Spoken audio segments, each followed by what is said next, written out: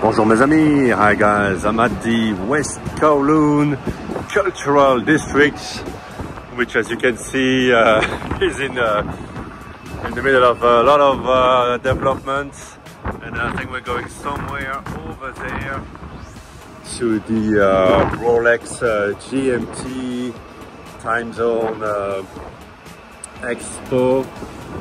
We'll pass by Philips, the auctioneers. Wow, it's amazing how much is getting built around here. So yeah, I suppose this Rolex Expo is going to happen all around the world. I'm not wearing a Rolex today. I felt like wearing my Speedy Head White. It's just what works better with my clothes today and with my mood, and also with my wrist size. I did put on my Sea Dweller this morning, but I know, feels a bit big after wearing this for a few days, and I just love it. So it's also a bit more funny to wear an Omega when you're going to the Rolex Expo, I suppose.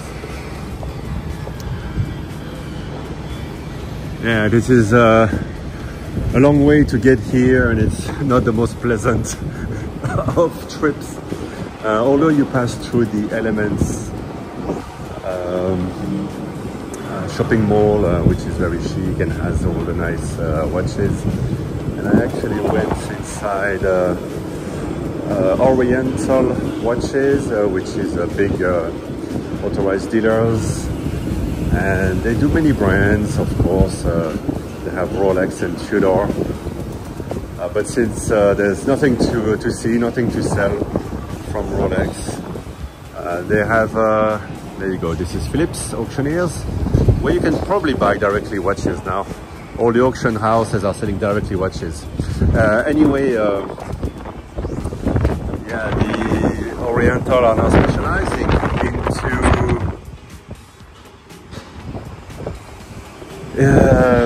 independent brands. And as soon as I got in, the young salesman was telling me about guilloche dies from Denmark. And I told him, man, I've seen enough guilloche for the rest of my life in the past 3 years. I just can't take it anymore. So yeah, there was a big auction here a couple of days ago, the Hong Kong auctions. This is a museum. I think it's free, but you need to book in advance. The M+.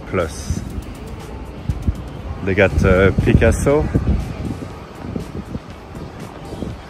Over there, I think it's the what they call the National Museum. It's mostly Chinese art, I suppose. I haven't seen any sign of the Rolex. Well, maybe there's that one there that's fallen down. The Rolex Expo, but if I see, obviously, watch guys, I know I'm on the right path. I saw a young banker with a vintage GMT. Look at the vista over here on the train. So I'm guessing I'm gonna see him here. So it's free to come, but you have to book your time slot. So I'm gonna try not to get lost. It's a nice place to come. So on the weekend you can come here, or anytime you want, of course. It's a nice place here. You can admire Hong Kong from the water side.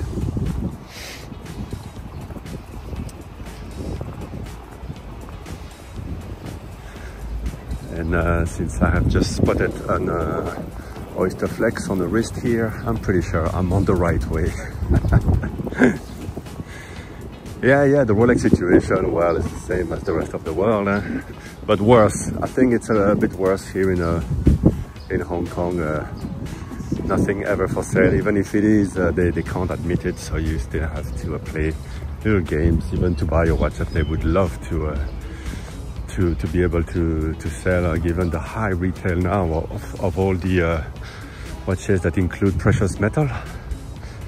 I'm priced out personally, so there you go, first sign of the Rolex Expo. I'll stop shaking a little bit. And we'll see, yeah, we'll see how it is. I guess, yeah, it's going to talk about the history of the GMT and all that, as if we had not all heard everything about it. Shout out to my buddy Captain Danny, of course, who writes for Jake's Rolex World and his own blog, I should say, Coronet. Oh, I'd love to take that little train. Maybe it could have taken me here. It's okay, today is not too hot. I think there's a typhoon coming. Okay, which way to enter? Right or left? I'm probably going to go the wrong way, so let's try left. Yeah, over here you come on the weekend and lots of people just hanging about in the gardens. Not under the sprinkler. Well, maybe when it gets really hot. But now, yeah, typhoon coming. It's not so hot. It's nice. All right, we're getting there. I hope I don't have to go up those stairs over there. There you go. Here we are. Isn't that majestic? GMT-Master exhibition. Time zone to time zone. I almost put on my Tudor time zone watch, my Tudor GMT. All right, I'll take a few more shots inside, hopefully.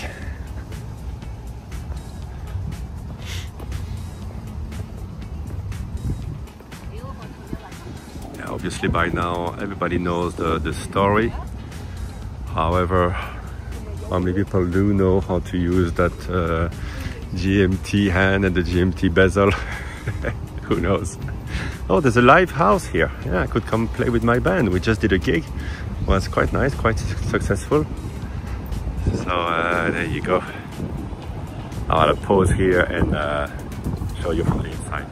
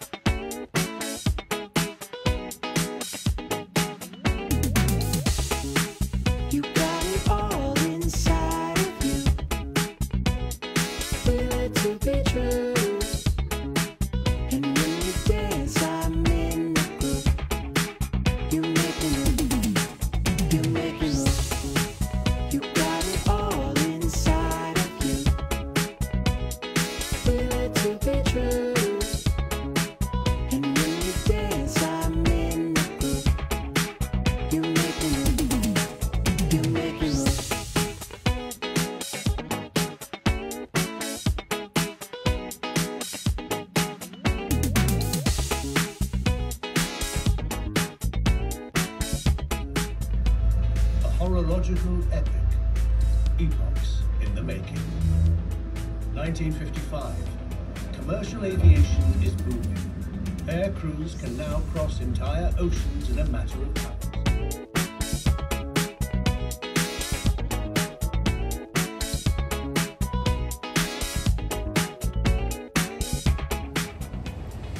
Alright, so this is it. My journey has ended and people are queuing for the next time slot. And I got a little bag, nice little Rolex tote bag. Inside, I'll show you, there is a GMT-Master booklet. And so this expo was first shown in Switzerland, and now it is shown here in Hong Kong. I'm guessing it's going to go around the world. It's very well presented, very I don't know, expensive looking, maybe I can say. Maybe I can show you the vista from here. I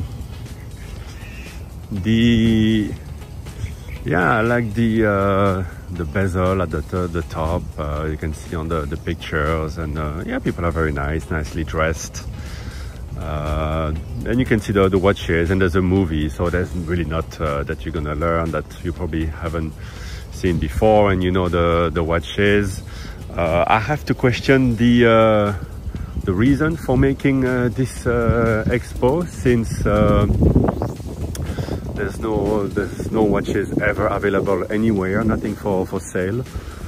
What's the point of doing any marketing, spending money on it?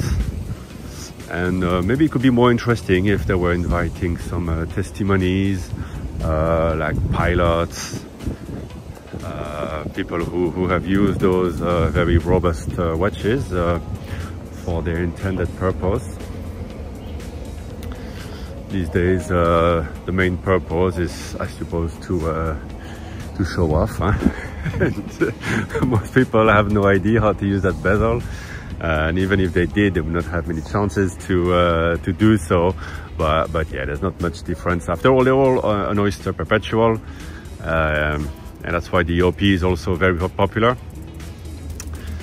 Yeah, between the GMT-Master II and the Submariner, it's yeah, just an extra hand and an extra function, but at the base it would be the same watch. And yeah, that's why people love Rolex, the consistency, and it's a very good looking watch, super robust, super accurate, which I like a lot. And yeah, you know, I have 3 Rolex: the Explorer, the Datejust Wimbledon, and the Sea Dweller. To be honest, the Sea Dweller, even though it's only the 40mm, I find it a bit too big for me, too massive. I really prefer 39mm watches that are very slim, even if they don't have all the functions, although you can find it, of course, many divers like that. But yeah, I'd love to have a GMT-Master II, and looking at all of them together like that at the expo, to me it's between the Pepsi. It really pops, right? It really pops, especially the latest version of the bezel. They got the colors right, but at the same time, it's just, everybody knows it so much that I think something more original would be nice. I've always loved the root beer, and now it pretty much is available anywhere at the dealers at the same price as the retail, if not less, if you buy them slightly used. But yeah, I've delayed so long this purchase that by now I've kind of lost interest for it. And so the more novelty thing for me, and the one that I like the best, is the Lefty, because I think as a fan of watches, you want something that's a bit more unusual, and obviously something that might not be produced forever. And if it was discontinued, it would definitely be a lot more collectible. I'm not going to say valuable, but collectible than the Pepsi. And after all, I really like the color, the green. The Rolex green reminds me of well, of all the green Rolex Rolex, of course. But it's yeah, it's the brand color, and it's a bit like you have half of the Hulk, or the green bezel, the Summit, and half of the GMT in the classic black. Whether you I'm not sure whether I should go for the Jubilee or the Oyster. The Oyster maybe looks a bit better, but the thing with the Oyster is got the polished center links, and I had those on my Milgauss, and yeah, they're really a scratch magnet. Much less so the Jubilee, which is very comfortable. So yeah, to me maybe the lefty GMT is the one that ticks a bit more boxes. Having said that, I find them quite massive, and I don't know if I will enjoy them all that much. I've just tried on the Starbucks of a friend who's got a very strong wide wrist, and on him I think it looks really good. On me, I think that my Datejust looks better.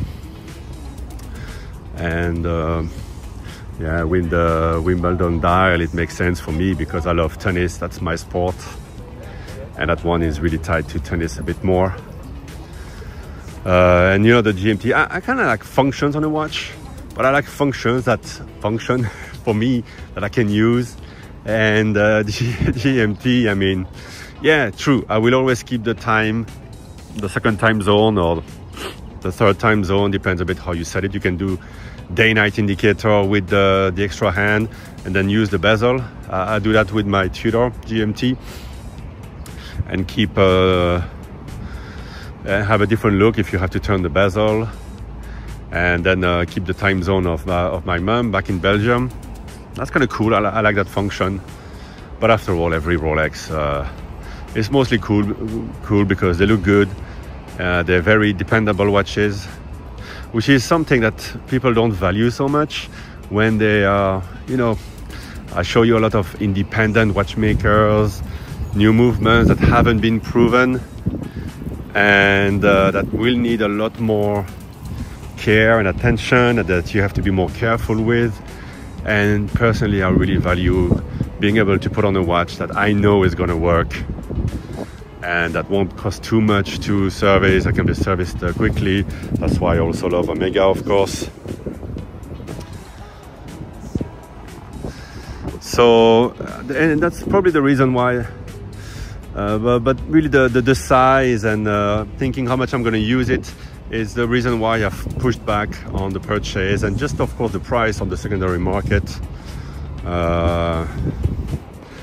is a deterrent.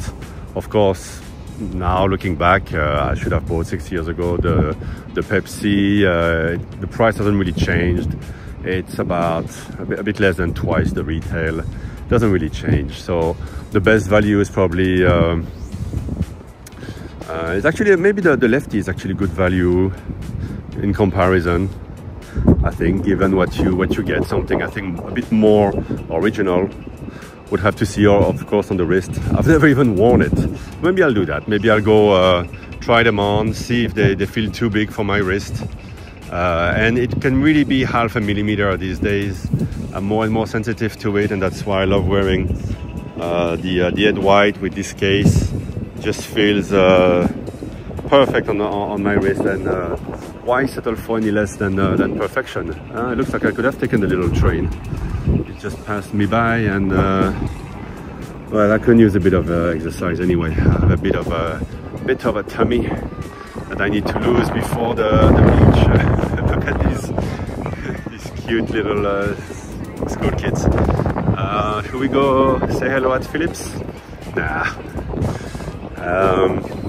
As to why Rolex has to make such marketing and spend the money for something that you cannot buy, and I think it's because they want people to be excited about the brand, and they want to sell them something else than what they're showing you at this GMT Expo. It's almost like you should, I'm wondering if they even make those watches. Maybe they make like 100 every month, and then it goes straight to dealers, since authorized dealers are going to try to leverage as much as possible the money they can squeeze from every sports model. and you're left wanting something. And yeah, it used to be that you can go to Rolex and you get the watch that you really need for your purpose. They are very purposeful watches, the professional models in particular, but also the OPs and the Datejust. I think for my lifestyle, the Datejust is really good, the Explorer as well. But yeah, the GMT is a traveler's watch, Skydweller as well. Or the pilots, of course. And now you go there and you can't get those watches, the one that you really want, the one that you really need to have a very good watch. And so you have to buy something else, something with gold and something that is heavier, more precious, that you don't really want. So yeah, the whole thing, yeah, it's nice to see, but at the same time, it's probably going to leave a bitter taste in your mouth if you've been waiting for 5 years for you know, a simple steel sports model. It's gotten a bit too ridiculous. Yeah, so that's maybe the final thought. Bye bye, guys.